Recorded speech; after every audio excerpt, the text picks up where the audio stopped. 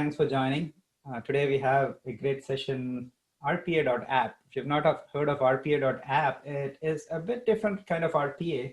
So when you do RPA with the traditional providers, you buy a set of bots and pay for the licenses. What rpa.app has got a turnkey solution. So you actually build custom bots and then don't pay for the licenses, but pay once like a project. And then if you need support, you continue to take the services. So it's a different kind of model. JD has got some great value propositions out there. He's actually got bots that work and that can be deployed seamlessly across the cloud using Windows Virtual Desktop. I did have a peek at it recently when JD showed it to me. So I'm excited to see that again. It's really a great great product or great service that he has out there. So JD is a founder at rpa.app, and he basically works with customers directly, as I understand. But let's hear from him. So over to JD. JD, all right. All right. So first of all, Nandan, thank you for hosting me. I appreciate it. All right, so name of the company is rpa.app, and we're totally different than everybody else. My apologies. What we do is we offer pre-integrated software plus tailored services for secure automation at scale. That means that we work directly with end users and customers. This is not an RPA tool. So we do not compete directly with UiPath or Automation Anywhere or Blue Prism. We do some of the same things, but we compete at the project level, and typically we're called in on attended projects that are extremely complex that go over a long period of time. All right, so pre-integrated software plus tailored services. Now, this is our framework, and one of the things that I've experienced is that as much as I like this framework, it has been problematic to explain it to people because they look at it and go, that's really pretty, I don't get it. So we came across this diagram from Gartner, and people have never heard of us, but they've heard of Gartner. And what Gartner is saying is that these are the things you're going to need to support an evolution from task-based to complemented to digital ops automation, okay? So this first one is what they call complemented RPA, and the second one is digital ops technology toolbox, which would have elements of automation in it. Now, hopefully this starts to kind of make sense. So they're saying, well, you need process mining, and so we have process mapping. We could spend time on that, but we have that aspect. You'll need an ingestion engine, so we have that. That is our workflow, okay? And you're going to need a business process management system with support for decision modeling. So that's what we call process. Those are our fancy names: workflow, process, portal, process mapping. You're going to need machine learning. In our world, we use APIs, and we go out to microservices and cognitive like ML, AI, NLP, and content object storage. That's part of hyper automation. So we depend on world-class organizations for our machine learning. And then of course you're going to need analytics, and we provide, this is AHT, which is average handle time. We have a complete turnkey solution called Teamwork, which does AHT, and then we have dashboards and analytics. So when you look at the Gartner, they're saying these are the things you want to have in order to achieve your objectives. And I can tell you that we were delighted to find this graphic, and that way we were able to articulate and isolate some of what we're doing. So in order to support a framework like that, you actually need a common data repository. And so we have what's called a metabase. And the metabase is a distributed ledger. So it does distributed ledger transactions, and it uses binary rest. I'll be getting into details on different aspects of this, but the important thing is we have a common data methodology. you'll see down here it says 2D and 3D. We have queues and instances, and queues are essentially document states. So queues are time, and your data and your documents go from one queue to another as processing occurs. And then we have instances, which would just be replication of this across multiple sites. And if we're doing it within a LAN, we use files. If we're doing it over a WAN, we use objects. The 3D also incorporates what we call a wave. Now, in a lot of situations, pharma is a good example. They will receive a report, and the report will have thousands of transactions in it, and they'll want to actually work against that report. So that report becomes a wave, and it encapsulates everything within it. Queues and instances are good for documents coming in. So that is our framework. Hopefully it makes some sense. I related it to the Gartner diagram and explained the metabase. So here's what happens in our world. We turn all of these into Microsoft Windows executables. It's a cornerstone of what we do. So that means no web, no database, just EXEs. So let's focus on the workflow and the process. Now, the workflow and the process, an example I've started using recently are like what you find in an atom. The workflow and the process are the neutron and the proton. So they sit right at the middle. So let's just start with those. And you have one copy of workflow EXE and process EXE, okay? Now, everything we do is 100% confined to the customer domain. This is, we're assuming zero trust. In other words, the customer doesn't have to trust anything or anybody under any circumstances, including us. What they do is they manage all of it and confine it all with their own Active Directory services on premise and the AADDS on Azure, which is Azure Active Directory Domain Services, et cetera, et cetera, et cetera. So this is excellent for GDPR, where you have to understand exactly where your data is. It's great for HIPAA. It's ideal for third-party risk management because you control everything. There's no 24/7 single sign-on to a console to get to your stuff. And it's excellent for business continuity. All right, so all the software just uses disk. We've basically taken an entire signaling methodology and flipped it over to disk. So what you might do with a web service or what you might do with a database, we're just doing it with digital rest on disk. That means that it is completely controlled by your policies. All right, so when we start, we just run from a single shared folder. So all I'm gonna do now is put on day one, and when I say day one, I mean hour one, we put workflow EXE and process EXE in a shared folder with assigned rights. And on the first run of workflow, it goes out and it creates the metabase, okay? So the metabase is going to vary from customer to customer, have more or fewer queues, and it'll auto-create the queues in the metabase that are associated with your process, okay? And there's no set limit on the number of queues, and there's no set limit on the amount of data that can flow through this. I think it's like 4 trillion, depending on what NTFS can hold. All right, now, an operator runs the process. So the idea between the workflow and the process is to split them. The workflow is typically going to run in a data center or somebody who is authorized to basically curate the workflow. And you only need one copy per team.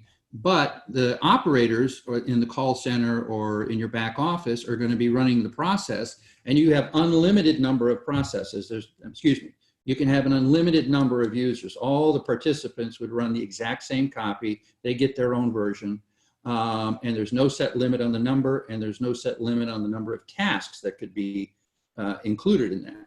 So as Nandan mentioned, we don't license, we contract. So we would contract with an organization, and then once they take possession of these EXEs, they own them. They own them forever, okay? And they can use them with as many people as they want. All right, so let's get back to how this works. So data and documents enter the workflow, and it's typically at Q1, and it can ingest any type of documents. And document automation is unattended. So in your mind's eye, workflow is unattended typically, and process is attended. So this is the way that we actually isolate not only the parties, but also the roles and the tasks. Automation in workflow creates the metafiles in the metabase. Each metafile is a complete database for each transaction across its entire lifecycle. So what happens is in Q1, we have the original document. In Q2, we now have a metafile, and the metafile starts to collect all of the everything, audit trails, AHT, everything for that transaction throughout the lifecycle. And then the operators are loading from queues. They have access to queues. And this is how we create the intersection between the documents and the data and the people and the tasks. So they would go into a queue, they would select a metafile, and they would run a process.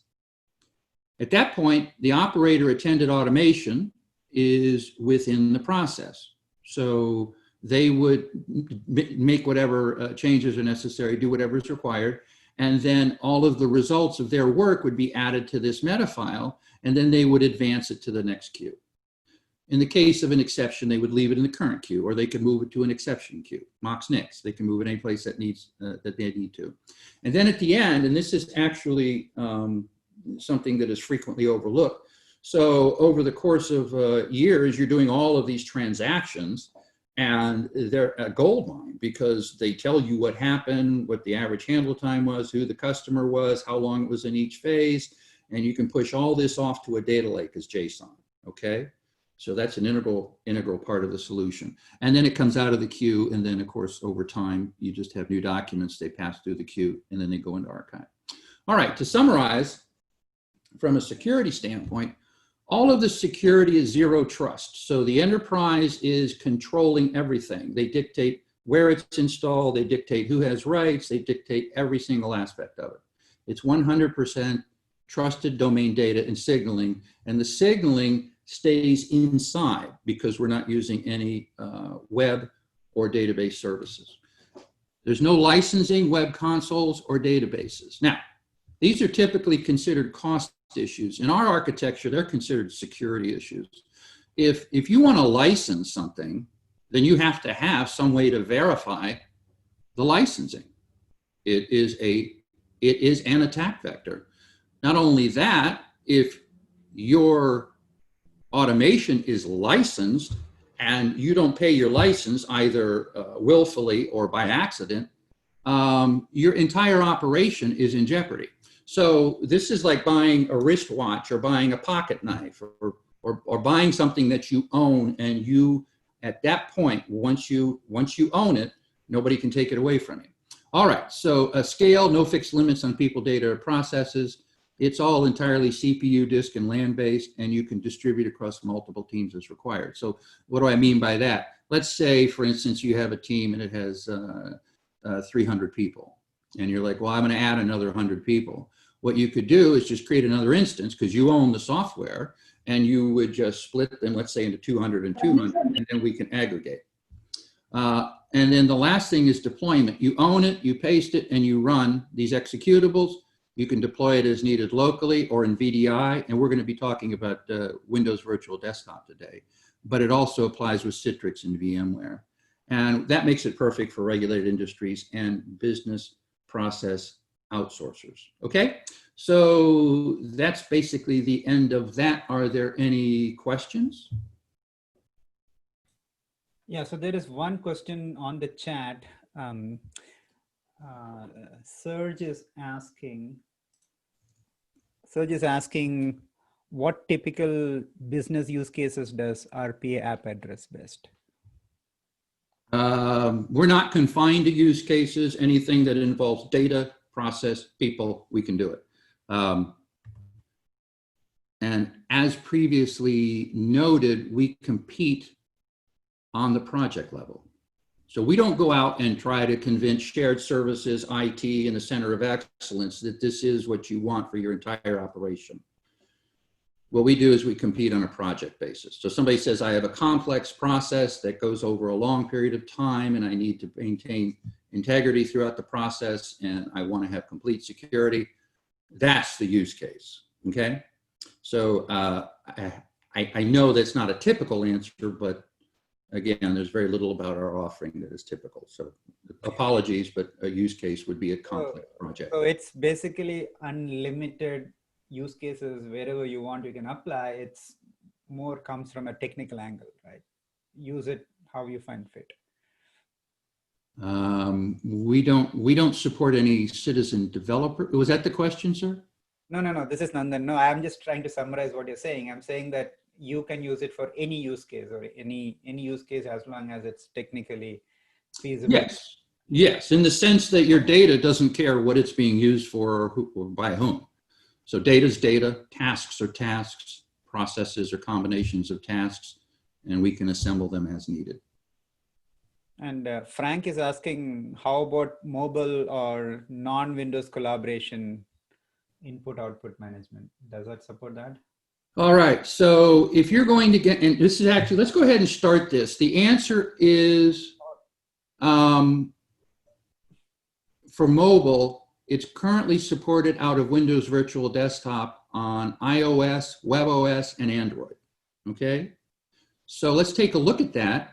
And I won't be doing actual phones or tablets, but I'll be showing the web client, and then you'll get an idea of how that works. Okay. All right. Get into the demo. Thank you. All right, so should I start, Nandan? Yes. All right, bud. Okay, so as previously noted, we use a portal, and the portal takes you to our software. It can also take you to your software. In this case, it's just taking us to my software. And I have this portal running out of what I'm going to call the data center. What I want to do is I want to start early and talk about Windows Virtual Desktop. So let's wait for this to load. Come to Papa. I've been bopping back and forth, so I got to make sure. Okay, so there it is. All right, so if you see this with orange, that's on my desktop or data center. If you see the blue, that's actually up in the Azure cloud on Windows Virtual Desktop, okay? So what I've done is I've distributed this in a typical fashion where I put my workflows. My workflows are here actually in the data center. So I'm going to start them now here in the data center. And the workflows, again, would be run out of a data center or run by somebody who curates them, because you only need one workflow for a team. It's an unattended service that runs 24/7, okay? And this up on Windows Virtual Desktop will be coming to in just a moment. But this is where the process would be. So I have my workflows here, and I have my process here coming out of Windows Virtual Desktop. All right, so actually let me clear the queues. I'm going to start over. So this discussion with Nandan started right here. He sent me an invoice, and he said, "Hey, can you handle this invoice?" I was like, "Sure, let me take a crack at it." And what it was an interesting invoice because it had fields out to the right and had a table here. Now, this is the PDF, okay? So he sent me the PDF, and it's also handy because I can just also do the image. So this is the PDF or digital version, which has searchable text, and this is the image version, okay? So the way this primary workflow runs is if I hand it off something digital, like a worksheet, or in this case, a PDF or a Word document, it can do it itself. It doesn't really need to go out anyplace else. But if I handed an image, it's like, well, I don't do images. So I need to actually get this OCR. So what it does is says, I need an OCR, and these are cascading workflows. And this is part of our architecture. We can actually cascade workflows to distribute load.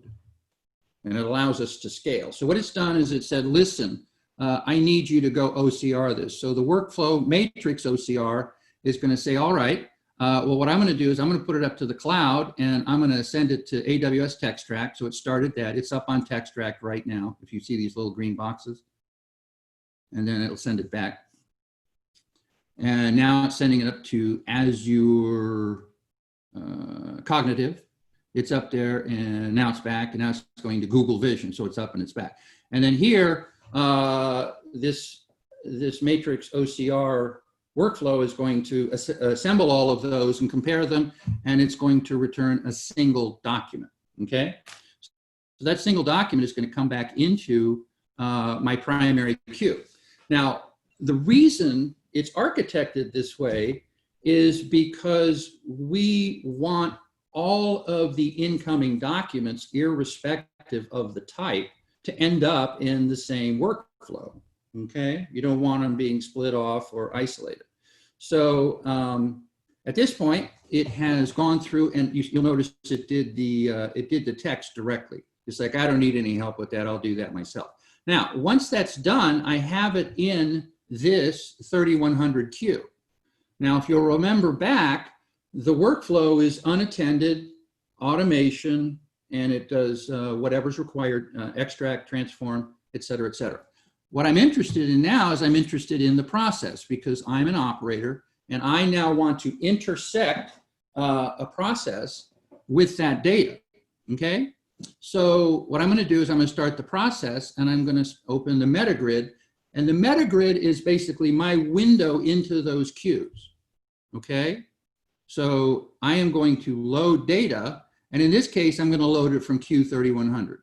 There's nothing yet in 4100 or 5100, et cetera, et cetera. But this is how I intersect my process and my tasks with documents in a specific state, okay? So what I'm going to do now is I'm going to say, well, I'm interested in the key values for this, so I'm going to start that task. So this is a key value task. And what it's doing is it's coming back and it's saying, well, here's your invoice number, here's your invoice date, issue date, account number, et cetera, et cetera. And this is the image version, but as important, this is the text version. So one of the things that customers would talk to us about all the time, they're like, you know, it is such a pain because we have to define our key values using two different methods, whether it's coming in as a digital document or as an image. And so we are reconciling that. That means that all of your key definitions, your key values, that's done in production. You don't need a subject matter expert. You just have somebody in production who says, oh, okay, this is my key, this is my value, and I'll show you how you do that in just a second. And then once they do that, they just save it, and it's automatically recalled and associated with the document. So in this case, this particular key value layout is being associated with both the digital version and the image version. Now, again, if you recall, Nandan sent me his invoice, and one of the things that he was interested in is he wanted the table. And he said, I need to get this table out, and the table actually lives in here. So this is that table, okay? So we can do table definition and table extraction from image or digital, independent of all other factors. And in this case, he had something unique, which is where he had a delivery date and the quantity were here. So this is where the pre-configured software, everything so far is pre-configured out of the box, but we needed a little bit of bespoke modification. So we just add that, and that becomes, in other words, typically when we come to any challenge, we can address it either with the pre-configured, or if not, we'll take care of it. So that's part of the risk that we assume. We'll take care of it. So this is that table. Now, so this is the data. And let's say we want to, actually, I want to show something else before I do that. So let me go back to the image. All right, so here's the image. Now, I'm going back and forth between the digital and the image. I'm going to do it one more time. I'm going to go down to the image, and I'm going to point out that this is all in black.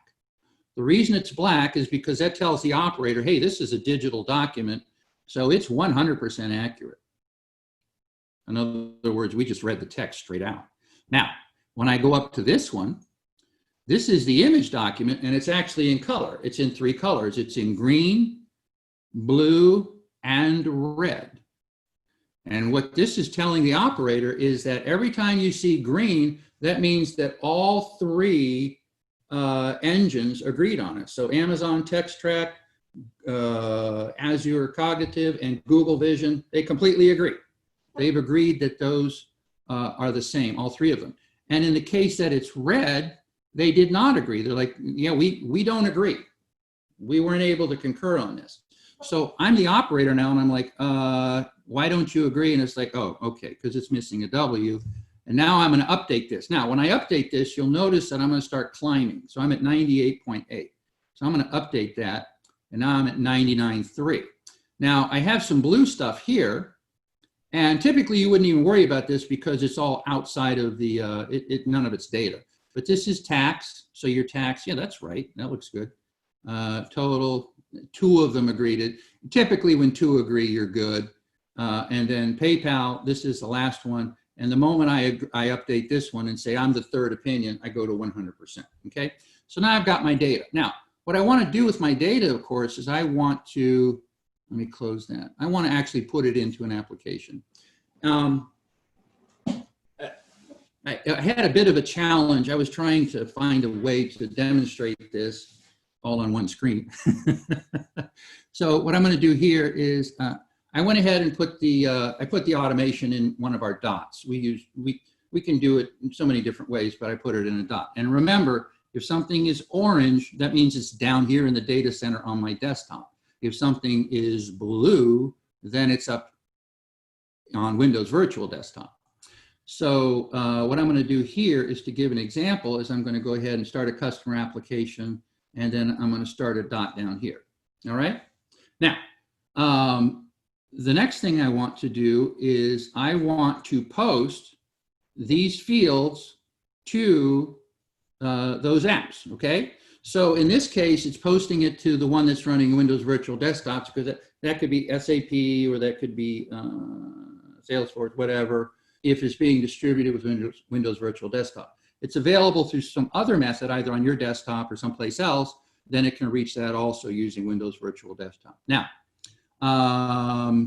in the event that for some reason you don't have COM, in other words, you can't write COM directly into this app right here, you can also use the GUI, which, yeah, I mean, we can do whatever's required. We typically don't like to use the GUI. Now, the reason that this is set up this way with COM and OS is because this works great for Windows Virtual Desktop. It works great for anything that's in the same operating system context on the same desktop. I can move stuff at will.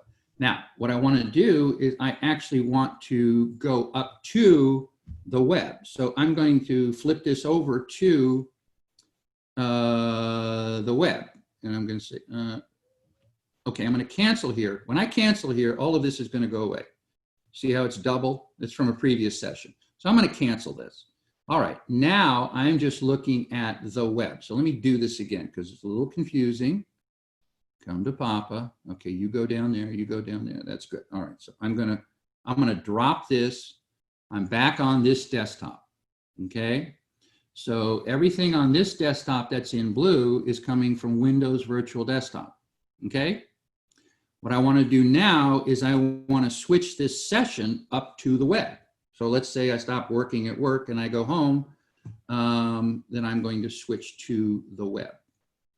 Now, this Windows Virtual Desktop is absolutely magnificent. It's completely secure. And the reason it's completely secure is because you're using Azure Active Directory services, but more importantly, when I authenticate here, I'm not authenticating to my systems. I'm authenticating to the Microsoft environment. So it is a 2-step, and then once I do this, it is going to reverse connect this session to my assets on Windows Virtual Desktop.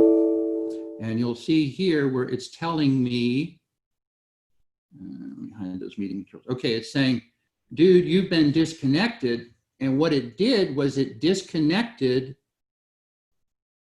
right here. So as you may recall, I had all of this stuff on my desktop and it's disconnected it from here. And now I'm over here. Okay, so let's bring this up and continue our work. Now, if I go to post right here, I want to be good. I'm going to be good coming into something that's in the same context. So if it's blue, it'll go to blue, that's fine. However, you'll notice I'm not getting it down here. Now, the reason is because I can't use the operating system because I'm in a browser. And browsers are architecturally designed to avoid writing directly from the browser into your operating system. So what we do is we just provide an alternate path. And in this case, we'll just use the path that's provided through the metabase. Okay, so this means that you can have any application running either on your desktop or on Windows Virtual Desktop or in a web browser. And what you're seeing here would also apply with a tablet, and it would apply with an Android tablet or a Mac OS tablet or an iOS, which I guess is a phone. Okay, so are there any questions so far? Does this make sense? Nanda? Yes, yes, it does make sense. But I was coming off mute. It does make sense. Some questions so far. I will take that up. I was thinking, do you want to show that part as well, where you, what you're doing at the back end in terms of for doing the Windows virtual desktop? Or you want? I hadn't anticipated. I can show the back end. So here's the back end.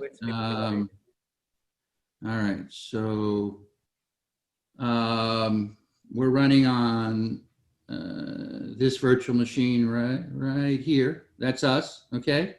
And we have a couple of host pools. So this is WVD8HP, which is okay, this is the workspace, WVD8WS. So that's what we're working on. Yeah. All right, so. And you can basically copy this to any desktop, right? So anyone you can copy or deploy this to any desktop for anyone anywhere. Well, I don't do it. Windows, Microsoft does this. Yeah, Microsoft. In other words, Microsoft, this is their remote desktop client. So if you download the remote desktop client and then you are granted access to a host pool, actually more precisely a workspace, okay? So if you're granted access to a workspace, then you can log in. And it's the exact same thing here. This is a remote desktop web client. Now I could log out here and then I would log back in, but I mean, Mox Nix. The point is, this is all Microsoft Windows Azure. And I know one item of interest. Hold on. This will help with the architecture discussion. Okay, so I'm gonna go over here and I want to go here and I want to go here, and this will make a lot of sense. I think this will help everybody. Where is it? Where am I? Come on. Okay, so files 1, FS1. All right, so this is, you see this? This is the portal that we're running right here. Mm-hmm. So that portal right there is, hang on. That portal right there is this portal right here, okay? That process right there is this guy right here, process version 12, process version 12. So I have this in Azure Files. So it's totally cloud-based. It's Windows Virtual Desktop in Azure. It's Azure Files. It's totally cloud-based and it's completely secured and authenticated. Now, the comment that I think I've made at different points is that you just distribute a single copy. So this single copy of Portal EXE can be distributed to as many Windows Virtual Desktop sessions as you choose to create. So you could have literally tens of thousands and it would not make a difference. In other words, it's all in the cloud. And it would be a single executable. So when we work with customers, for instance, this is process mapping VX35. So let's go take a look at process mapping as an example. So I'm going to come up here. This is that right there. Did it start? Sometimes I click. Oh, okay. Yeah. So this is process mapping. And this was what we were working with. I just had a very simple map. This is what we were working with, and I was just working with key values. So I'm not really showing process mapping here as much as I am. Yeah, here's a good one. So McDonald's, so Greek customer, yada, yada, yada. But the important thing is that whoever needs to use the process mapping would just be using this executable, and it can be distributed any place on the surface of the planet, and it's completely secure. Single copy, completely secure. You own the software, no licensing. Perfect, perfect. So JD, can you go back to that process mapping, because that was one question Frank had. Where can I see and manage the actual business process? So okay, so I'm gonna do a really simple one. I'm gonna do this one. I'm gonna do ABC. I like ABC. ABC is really easy. So I have A, I have C, and I have B. Well, that's not right. Now what I'm going to do here is I'm going to secure load ABC. And I have A, C, B. Well, that's no good. I made a mistake. Okay. So what I want is I want to make this A, B, C. So I'm just going to come in here and I'm going to come up here and I'm going to say that's what I want. So now I am going to save this. Okay. And I'm just going to save it back out as my ABC map. And the next time somebody loads it, they're going to get the correct order. So now it should be A, come on, A. You know what I'm going to do? I'm going to close this. You, go away. Go on, shoot, get out of here. All right, so A, B, C. Okay? So the process mapping allows you to, for instance, let's say I wanted to create a new process. I want to add a new process called D, and it's a capital D, okay? So I'm going to create that, and then in D, I want to create some tasks. So I'm going to create a new task called, I don't know, I'm going to go Greek. So I'm going to do alpha, beta, and what's C? I'll do Charlie. So I'm gonna do the call signs. Gamma. And I'm like, okay, so this is my new process map. Now, a subject matter expert would do this, right? Or your manager would do this. Whoever needs to do it. And the next time they run it, they're going to get, assuming I didn't screw up, they're going to get D with alpha, beta, and Charlie. Now, at this point, it just says process D, it's a task, Smart Data Cloud. So you can email this, you email us your process maps, we make the changes, we tell you how far along we are, and this is how we work back and forth. So you can change your process at any time, add to it, subtract, delete, and then we basically set it all in motion for you. All right, so I don't know if that answered the process mapping question, but the process mapping is dynamic. The customer owns this piece of software, and they are continually modifying their process. Okay. Okay. I think that does answer. Frank, let us know if it's not answering. You can come off mute if you want. Serge is along the same lines. Actually, while we're here, I want to do something very similar. So that was the process, right? It's like, so how do you get stuff into the portal? So I'm going to go into portal config, and in portal config, let's say, for instance, process mapping. I can do a lot of stuff here, but we will literally run out of time. So I'm just going to do something very simple. I'm going to say, well, the customer should always come first. So I'm going to put the customer application up there, all right? So all I did was change the order. That's all I'm doing. But the point is that you can configure, add, create, update, delete, and the next time somebody logs in, the customer will be first, okay? So you have complete control over your environment working through a single portal. So on Windows Virtual Desktop, what they do is they offer you the opportunity to publish a bunch of things. So this, I could go directly to a desktop if I wanted, or withhold that. I typically withhold it. But what we do is we allow you to, what do I go back here? Okay, well, we allow you to run everything through a single rpa.app portal. So all of our software is managed through the portal.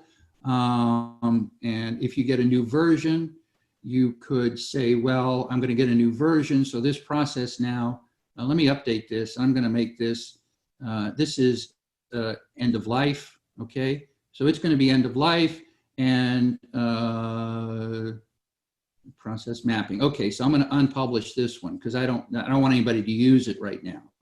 So this is critical when you have a complex environment. You need to be able to put out new versions of software and then control who has access to them.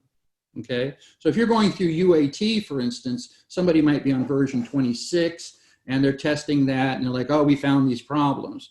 So we turn it around, you've got version 27, and then you would need to be able to control when that's released.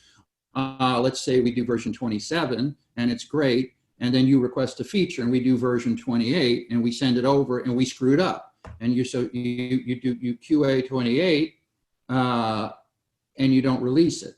Or if you release it and somebody else finds a problem, you're like, hold on, we're going back to 27. So you always hold on to all the successive versions. You own them all. You own every version. And that means that you have complete, complete business continuity. You get to quality assure and do your UAT on any features or bug fixes or anything like that.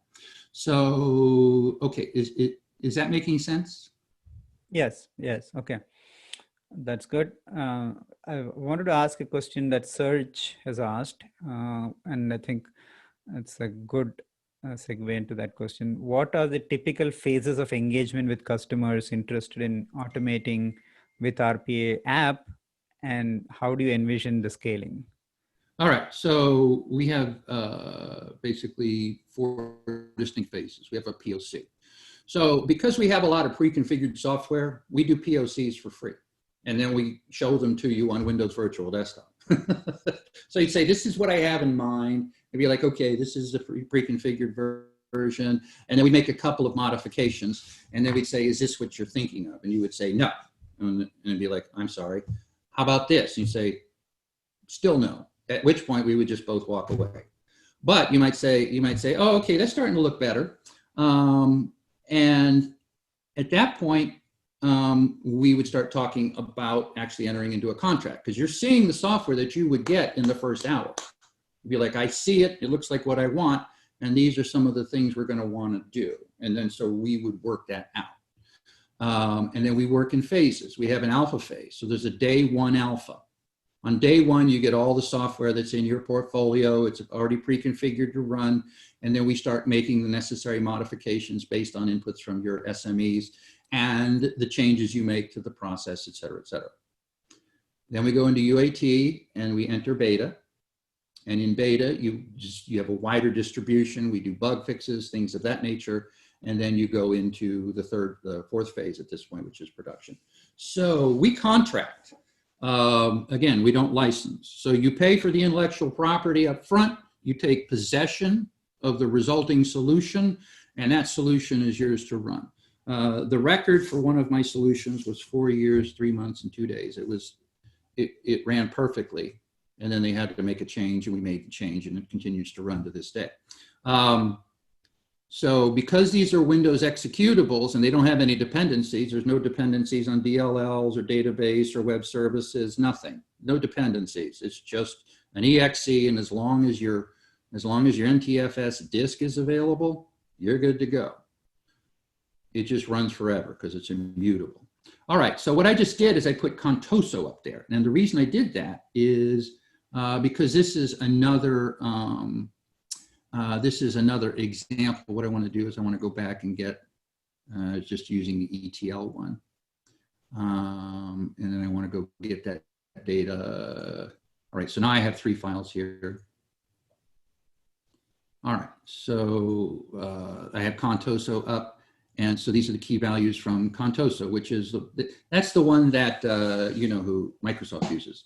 And then this is their table. So that table comes out. Now, the last thing I want to do, and I can answer questions while I'm doing this, is I want to show off a little bit. So what I'm going to do is I'm going to show you something that is, this was taken with a cell phone. So this is something that they got at the dump. They printed it out, handed it back to the guy, and they got it from the dump, and he took a picture of it sitting on the seat of his car, and he took two. So I've got that one and that one, okay? Start these guys in, and what this will demonstrate is how very, very good the machine learning OCR algorithms are. So while that's processing, did you have any other questions, Nandan? Yes, there are more questions. One question was from Prashant. He was asking whether the Metabase was using blockchain. The Metabase itself incorporates blockchain. A distributed ledger is not blockchain in its entirety. We use blockchain within it, however, for audit. And I can actually show you that in just a second. I'll show you that, how we use blockchain in just a moment. But the answer is no, it is not blockchain. No. Okay. It incorporates elements of blockchain, but it is not blockchain. There are like 8 things that make a blockchain, and we use about 3. Actually, his question was, is Metabase implemented as blockchain? No. Okay. That's what I thought. But interesting that you say that there is some aspects of blockchain. So it will be good to see. Well, the one thing about blockchain, the one specific aspect of blockchain is universally available, and that is immutability. So that's just a function of design and deployment and execution. A typical database is going to have a record and it's going to have a field. And if the value in that field changes, the previous field is lost or it's archived. So what we do is, since we're working with unlimited storage, is for audit, we implement a blockchain. And it allows us to capture every single task that is undertaken, the username, what they did, when they did it, et cetera, et cetera. All right, so hopefully this is starting to make sense. I'm here in my data center, which is all orange. So this is a single copy running for the entire team. I'm gonna go back up to here, and now I want to get,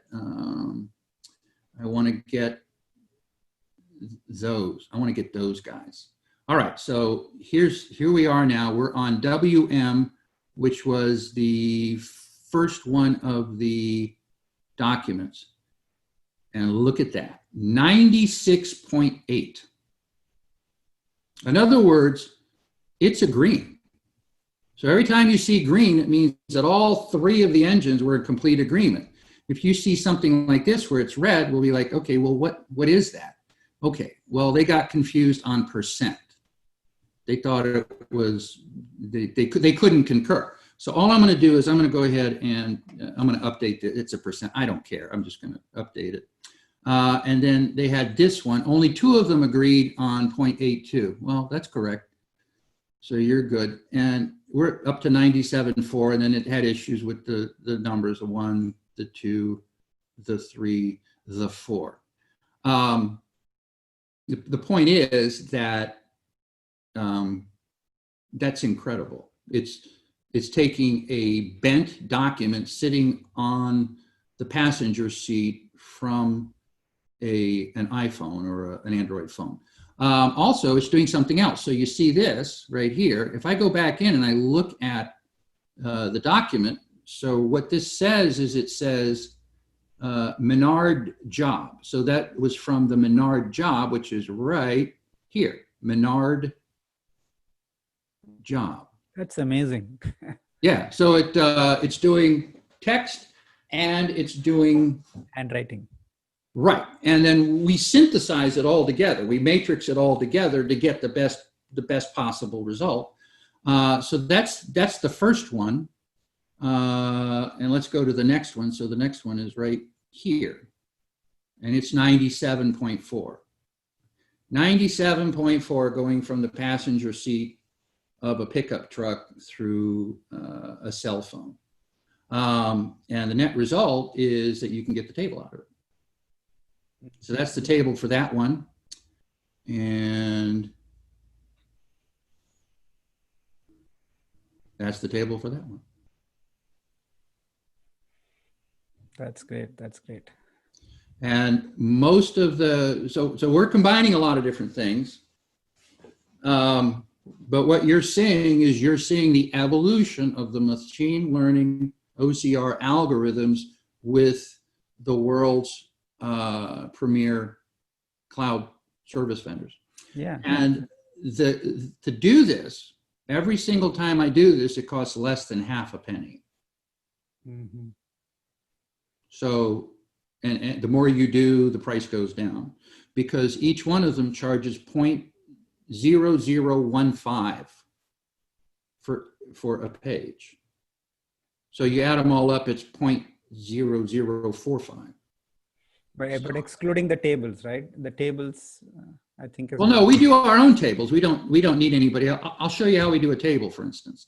I tell you what, I'm sitting at 1253. Do you want me to do a table definition? Yeah, let's do that quick. All right, so let's do a table definition. So this was the document that Nandan sent me, right? So what I'm going to do is I'm just going to come up here and I'm going to say, well, the heck with this. I want a new template. Okay. So here's what I did in his case. I said, well, I want this to be a primary key for my invoice number. Okay. So that's my key value for my invoice number. And I want this to be the primary key for my invoice date. Okay. And then I want this to be the primary key for my issue date. And then I want this to be actually, I was going to do something, but I'll just stick with this. I was going to show off, but I'm not going to do that. So now I'm going to turn off auto template, because if I do auto template, it'll go find the one that's on disk. I just want it to work with the one that's here. So it's actually finding everything in here. Okay. And then the challenge was to get this stinking table out of here. So this table's in here, and it's like, the way we do that is I would say, okay, set my primary key. So I use the exact same method, and my value in this case is below. So we can take values unidirectionally. So it could be left, right, top. It doesn't matter as long we just say where it is. And this is my unit price. And I want this right here. And this is my total. And I want this right here. So I now have defined the 3 columns of my table, and I'm going to come in and I'm going to say, yo, turn that into a table for me, please. So it goes and it turns it into a table, and based on what we've told it so far, it assumes that we're going all the way to the bottom of the page, and it assumes we're going all the way to the right edge, which is frequently the case. Mm-hmm. But in this case, we don't want to go all the way to the right edge. I want you to stop right here. So I'm going to say, listen, stop there. When you do your table, stop there, please. Now it stops right there, but it's still going all the way to the bottom of the page. So we're like, oh, okay. I want you to stop right here, please. And now, boom, you've got your table. Okay. So we do table definition for any key value. So for any document. And of course, that document now, what I'm going to do is I'm going to save the template. I'm actually going to have competition here, because I'll have multiple templates that do the same thing, but let's see what it does. I haven't actually, I think it'll just get the first one that it likes, and it'll be happy with that. Okay, so 24, I typically don't have multiples. So this was, let's call this live. It doesn't matter what you name it, because it makes its decision based on the internal composition. So in theory, when I go to the image right here, when I go to this image, it should find everything exactly the same way, and I should be able to do the same table. So I'm using the same key value definition for the digital version and the image version. And it's all being done in production by the operators, and they can have an unlimited number. It doesn't matter. There's no limit. You can have as many as you want, and it will automatically reconnect it to the closest fitting one. All right, so I showed that. There were some other cool things I wanted to show, but we're at 12:57. Do you guys have any questions? Yeah, let me ask two more questions that we had. One is RPA app an open source tool? No, it's proprietary. Right. Now we use open source languages, but from a customer perspective, it's turnkey, not toolkit. So you've heard of low code and no code. rpa.app is go code. You say, hey, I want this solution. We give you an idea what it'll look like. You say, I like that. Let's get started. And then we just give you go code and you run it. So no citizen developer. You don't have to train. You don't have to deploy. You don't have to get any type of infrastructure. You just put it on your Windows server or put it into your, this works with Citrix also. So it's identical to Citrix. This portal works exactly the same way in Citrix. Great.